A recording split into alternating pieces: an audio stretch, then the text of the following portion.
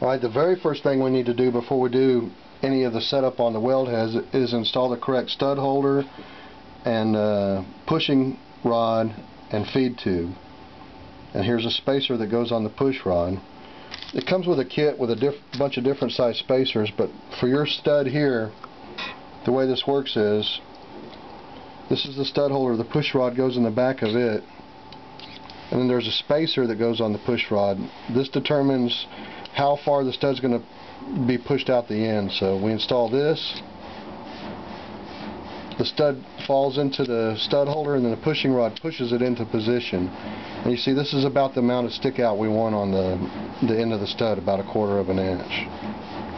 You have to do all this with the air pressure disconnected because this is under pressure. There's a little keyway here that's cut into the stud holder. The piston goes up into the weld head, and then the stud holder will line up with that keyway. To put the little clamping nut on, I have to pull this little rubber O-ring off the end. And then we have just a nut that we just tighten. You don't want to over tighten this nut. It just has to be snug.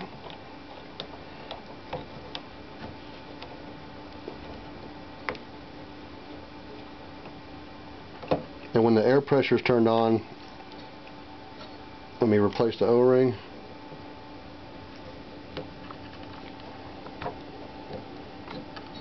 And then the feed tube, it also has a little hole here that lines up with a pin that makes it line up correctly. There's a little button here on the side you push. Push that in, install the feed tube, let go of that button. Here's a little nylon set screw. Now the feed tube is lined up perfectly with the stud holder. So if I turn on the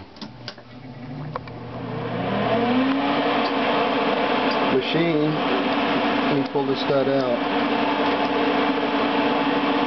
If we drop a stud in the tube, push the button.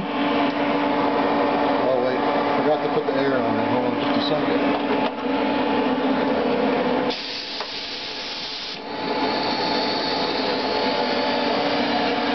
If I push the button, you can see it loads the stud in the correct position.